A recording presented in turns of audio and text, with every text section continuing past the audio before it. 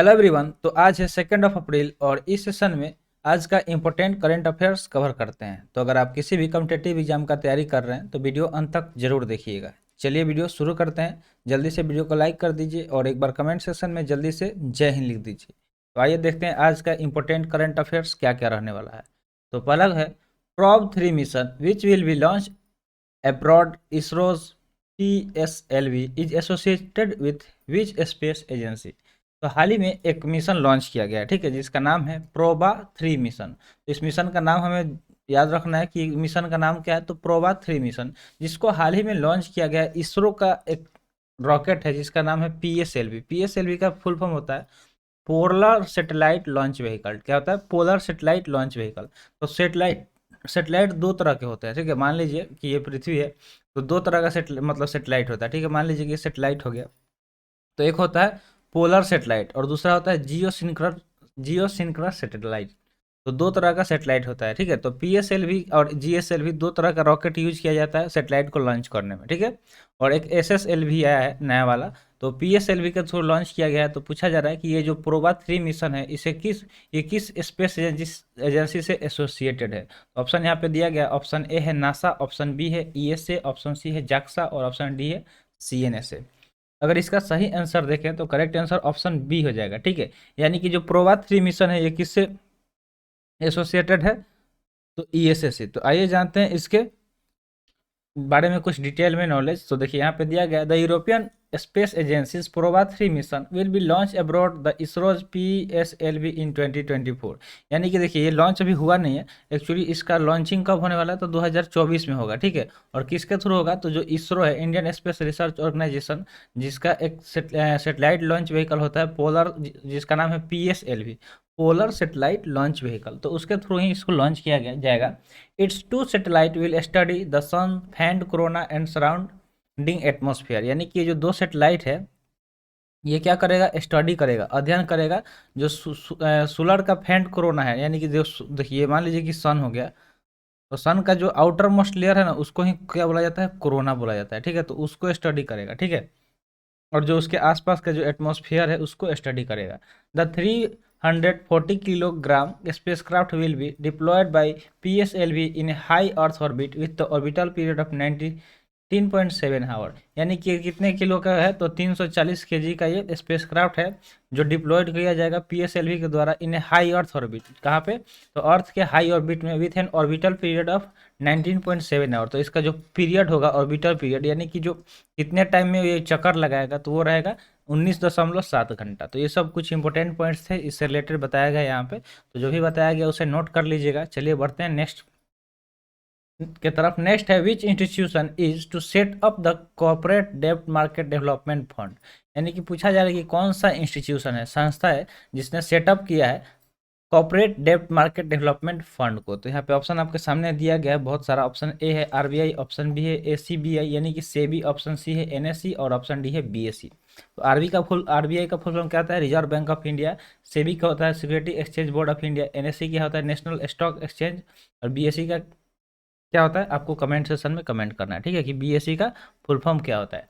तो चलिए देखते हैं इसका करेक्ट आंसर क्या होगा। तो करेक्ट आंसर ऑप्शन बी हो जाएगा, सेबी, यानी कि security exchange board of India. इसका क्या हो जाएगा? फुल फॉर्म हो जाएगा। और करेक्ट आंसर भी हो जाएगा। तो सेबी क्या होता है?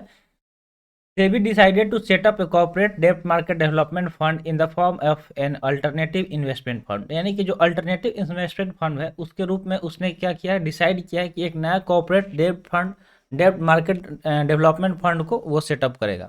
कॉर्पोरेट डेब्ट market development fund will be set up with an initial corpus of Rs 3000 crore. तो इसका देखिए, इसका जो इनिशियल स्टार्टिंग जो कॉर्पस होगा कितना होगा?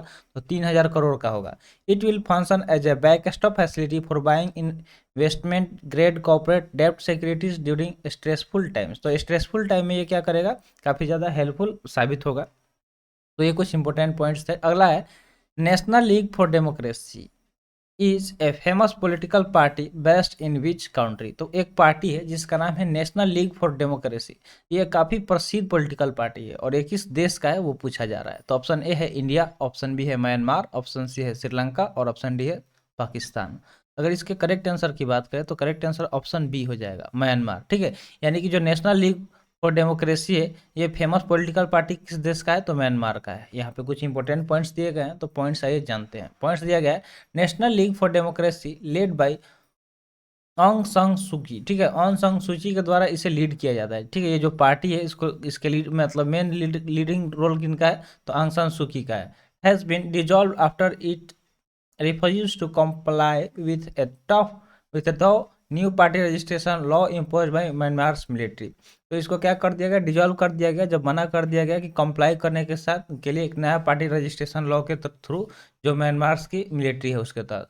The military which seize power in a coup in February 2021 set a deadline for political parties to re-register under the restrictive new law. It has promised to hold an election, though such a vote has been widely dismissed as a lacking in any credibility. तो ये सारे कुछ important points थे। इसमें आपको main चीज़ ये याद रखना था कि ये जो नेशनल लीग फॉर डेमोक्रेसी है, ये पार्टी कहाँ का है और इसे किसके द्वारा लीड किया जाता है। अगला क्वेश्चन है, लैनिक्स U2 system is an indigenously developed Naval gun fire control system manufacture by which institution. तो एक यहाँ पे सिस्टम की बात हो रही है। सिस्टम देखिए यहाँ पे उसका नाम क्या दिया गया? Linux U2 system. ये इंडिजीनियसली डेवलप किया गया है, यानी कि अपने देश में बनाया गया, स्वदेशी है, और ये एक Naval gun fire control system है। नेवल मतलब क्या होता है कि जो नेवी है उसका ये गन फायर कंट्रोल सिस्टम है। तो पूछा जा रहा है कि इसे किस संस्था ने बनाया है? तो ऑप्शन ए है हैल, ऑप्शन बी है DRDO, ऑप्शन सी है बेल और ऑप्शन डी है भेल। तो सही आंसर अगर देखें तो करेक्ट आंसर ऑप्शन इसका क्या हो जाएगा? सी हो जाएगा, ठीक है, यानी कि बेल, BEL। तो ये आइए देखते हैं इससे जुड़े कुछ इंपॉर्टेंट पॉइंट्स को। यहाँ पे दिया गया है, Lynx U2 system is an indigenously developed naval gun fire control system. ये क्या है? एक स्वदेशी naval gun fire controlling system है जिसे बनाया गया है BEL द्वारा। The union defence ministry recently sign a contract with BEL for the procurement for 13 of this system for the Indian navy. तो हाल ही में जो इंडियन डिफेंस मिनिस्ट्री है उसने एक कॉन्ट्रैक्ट साइन किया, किसके साथ? तो बेल के साथ, ठीक है। बेल और डिफेंस मिनिस्ट्री के बीच में एक साइन को किया गया है। The purchase under the buy Indian IDMM यानी कि indigenously design developed and manufacture category will be placed on new gen offshore patrol vessel to be constructed indigenously at the purchase under this by Indian IDMM indigenously designed, developed and manufactured category will be placed on new gen offshore petrol vessel to be constructed ingeniously a garden rich shipbuilder and engineers and Goa Shipyard Limited। तो यहाँ पे दिया गया है कि किसके किसके द्वारा इसको बनाया जाएगा, ठीक है। तो ये सारे कुछ इंपॉर्टेंट पॉइंट्स थे। नेक्स्ट क्वेश्चन है, World Bank approved 100 million USD loan for implementation of state capability and resilient growth programme for which state. तो जो वर्ल्ड बैंक है, ठीक है, उसने क्या किया? लोन अप्रूव कर दिया, उसको स्वीकृति दे दिया। कितने का लोन है वो? तो 100 मिलियन अमेरिकी डॉलर का वो लोन है। तो पूछा जा रहा है कि किस स्टेट में state capability and resilient growth programme के लिए इसे इम्प्लीमेंट किया गया है। तो ऑप्शन ए है उड़ीसा, ऑप्शन बी है केरला, ऑप्शन सी है गोवा और ऑप्शन डी है गुजरात। इसका सही आंसर ऑप्शन ए हो जाएगा, गुजरात, ठीक है। गुजरात के सॉरी उड़ीसा हो जाएगा, ठीक है। ऑप्शन ए क्या हो जाएगा? उड़ीसा हो जाएगा। उड़ीसा के लिए वर्ल्ड बैंक ने क्या किया है? 100 मिलियन USD लोन को अप्रूवल दे दिया है ताकि वो क्या करे? स्टेट कैपेबिलिटी और रेजिलियंट ग्रोथ प्रोग्राम को बढ़ावा मिल सके उससे। तो यहाँ पे कुछ इंपॉर्टेंट पॉइंट्स भी दिया गया है। The World Bank approve 100 million USD loan for the implementation of the Orissa state capability and resilient growth programme, यानी कि जो उड़ीसा स्टेट का capability and resilient growth programme है उसको लागू करने के लिए, इम्प्लीमेंटेशन के लिए वर्ल्ड बैंक ने 100 मिलियन USD डॉलर लोन को अप्रूवल दे दिया है। This programme will help the state strengthen early forecasting system for disaster management and provide social protection coverage for vulnerable household। यानी कि ये जो प्रोग्राम है वो क्या करेगा? मजबूती लाएगा किस चीज़ में? जो अर्ली फोरकास्टिंग सिस्टम, जैसे मान लीजिए जो डिजास्टर होता है उड़ीसा में, आप देखते होंगे हमेशा बाढ़ वगैरह का खबर मिलता है।